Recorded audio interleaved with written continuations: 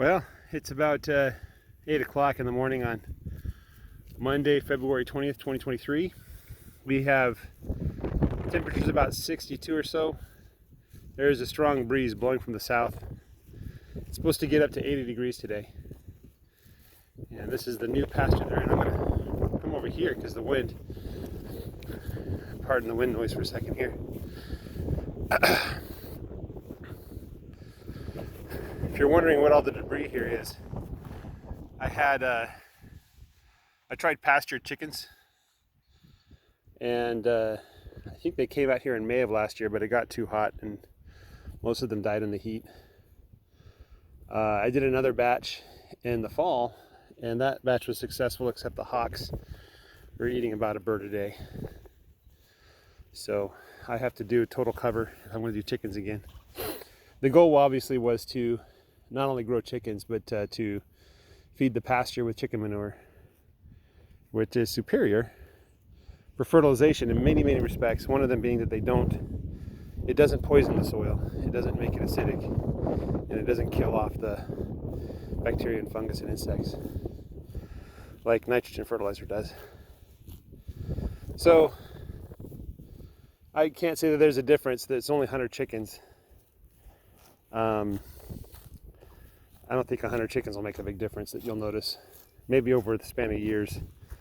But my plan is to get one of those big prairie schooners one day and do like a batch of like 1,000 chickens or 2,000 or whatever it is, and move it twice daily probably, get that manure in the pasture, get them eating the insects as much as possible. So I think, doing chickens is a pretty easy thing to do, actually. I was kind of surprised at how easy it was, and I highly recommend it for anybody that wants to start growing their own food. The chicken meat was extremely good. The last batch we used was Freedom Ranger Color Yields from Freedom Ranger Hatchery, and I'm not sponsored by them, so just good chickens. So I do highly recommend that. 100 chickens is not as many as you think. They don't really use that much area. So if you're willing to give it a try, try chickens. As you can see, there's some pretty good grass here. I just fed them, how much would it be? 50 pounds of feed, soaked in water. And most of the cows are just ignoring the feed. They're going straight for the grass. So I had a commentator comment yesterday, or when you see this video, it'll be today before yesterday, about I've overgrazed the pasture. I absolutely did. And I'm not making excuses.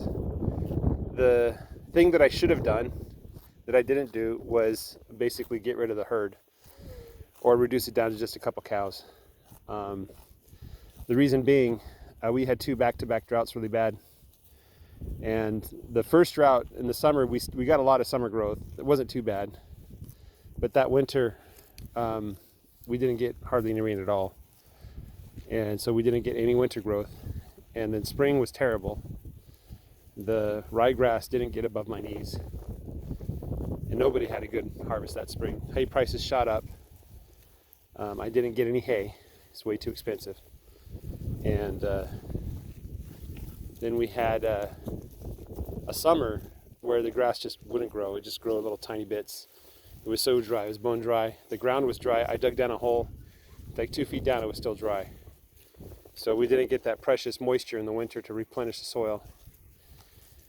It did rain, I think, in late August, about 5 inches.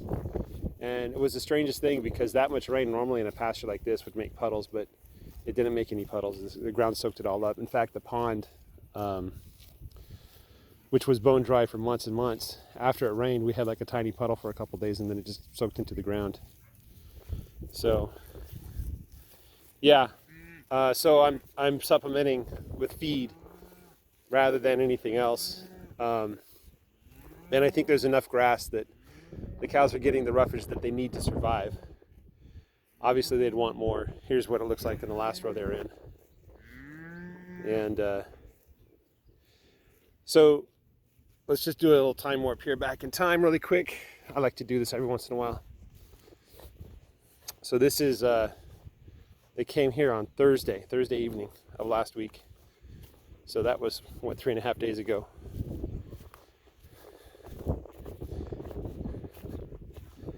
You can see it's already starting to grow back a little bit.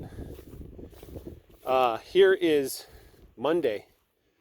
So this is 1 week ago right here. Not the puppy, obviously, but the grass.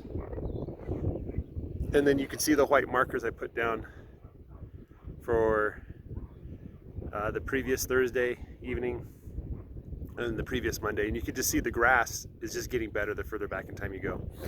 So the grass is recovering. Hopefully the grass will get ahead of the cows at some point. The 80-degree weather today and tomorrow is going to help. The rain is going to help. I don't see any freezing nights anymore. Most of the nights they barely get down to the 40s, if at all, below the 50s.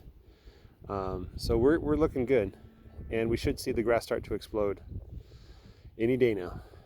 So yeah, that's where we're at. So this is last row. Fence is still up, so you can clearly see where the line is.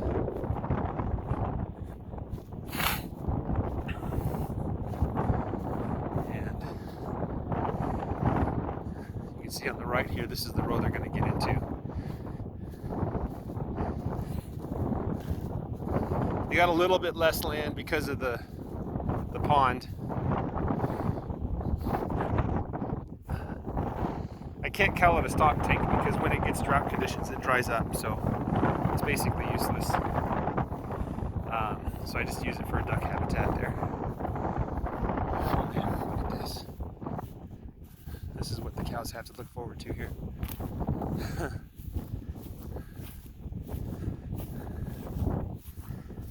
man. Look at that. Thick grass. I'm excited. I'm real excited. You know, instead of mountaintops, it looks like mountain ranges. Look at that. This is definitely grass that is in the teenage stage. And if I could, I'd keep the cows off of that for a while. Just give it a week or two and watch it explode.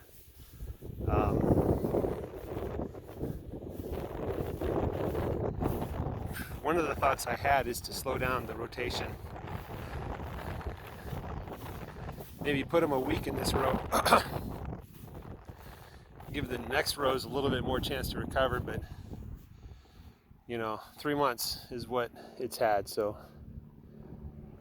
just look at the difference here. What we've got versus what we had versus what they did. You know, the deep dark green color. Like this pot right here is kind of a light green, yellowish. You know, but the grass over there is a dark green. That's the color you want. Shows everything's firing on all cylinders. I think this is some hairy vetch there, mixed with some other things. I haven't seen a lot of clover. I don't know if the clover's sleeping or if it's dead. I do vaguely recall seeing clover in the late autumn, but I don't see any in the spring here. So yeah, this is what I'm looking forward. This is what I did. This is what I'm looking forward to, so I'm excited. Hey guys, have a great day.